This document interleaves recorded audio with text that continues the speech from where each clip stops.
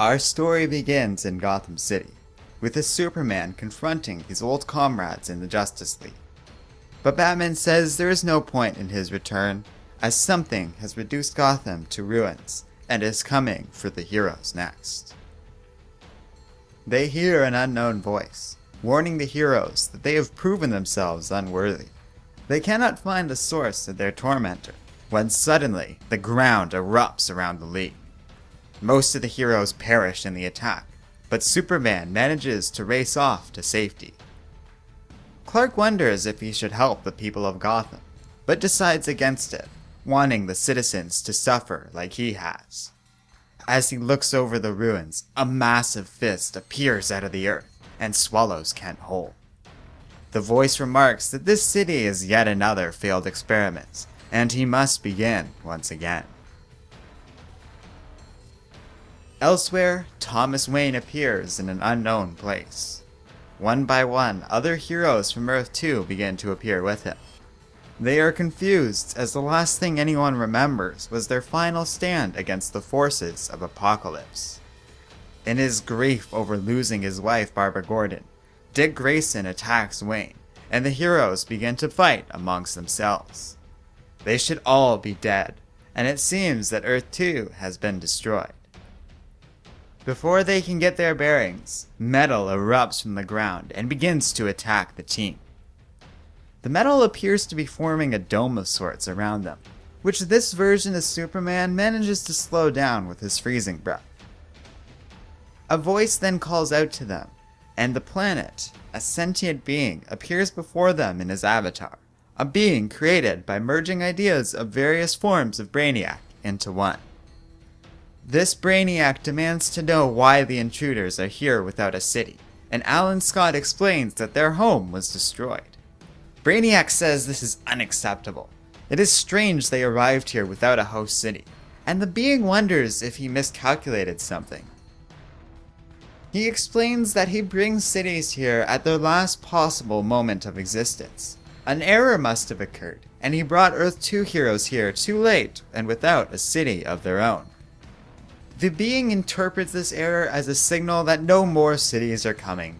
This was the final collection from the last world that the original Brainiac will ever try to take a city from. It is time for this Brainiac to determine what cities will survive and who will perish. One world shall fight another until only one remains. Brainiac then simultaneously contacts all the cities within his vast collection. These worlds came to the villain at many different times, during an infinite crisis, the final moments of Zero Hour, a flashpoint in time, and even from kingdoms that will never come. Today the competition for survival begins. The Convergence is here.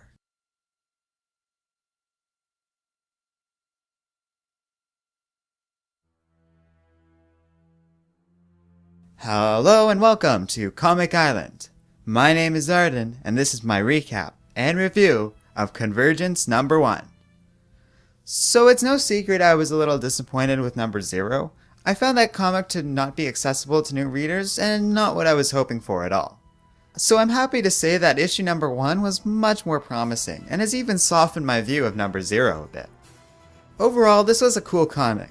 We got competent artwork, decent action, and a much better setup for the rest of the event. In hindsight, these first 2 issues actually do a pretty good job at setting up the story of Convergence, and while it is a bit of a rip-off of the original Secret Wars, it still has me pretty excited. So it could be cool seeing all these alternate DC universes battle it out for several more issues. My only complaint is how hard it must be on new readers. Once again, I feel like you're supposed to know way too much about what's going on in the DC universe. Last issue was dependent on Superman Doomed, while this one expects you to know what Earth 2 is and its significance to the current DC canon.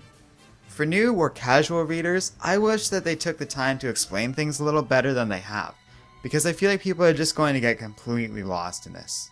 The event doesn't feel very polished to me for that reason. It feels thrown together without sufficient explanation for what's going on and why. I mean, I understand what's happening in the comic, but I follow comics to a degree far greater than the average reader, and even then I found elements of this comic confusing and weird.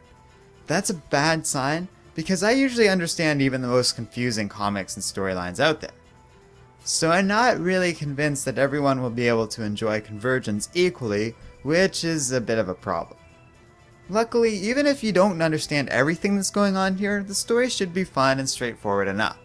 A bunch of DC worlds are about to have a big showdown, and that should be pretty cool if they can deliver this promise. The details about who is from what world and when is not that important if the story is actually fun, and this issue was a lot of fun. Joey will be reviewing the next issue with Convergence number 2, and I hope that things keep getting better. I found issue number 1 was far more promising and has me much more excited for the event, but once again, I still find it hard to see why this comic is worth $5. It's a good comic, but not for the high cover price with a comic that practically is indistinguishable from the average publication, which you can easily get for $1 or $2 less. So let me know what you think of Convergence number 1 in the comments section below. And finally, don't forget to like, subscribe, and keep reading comics.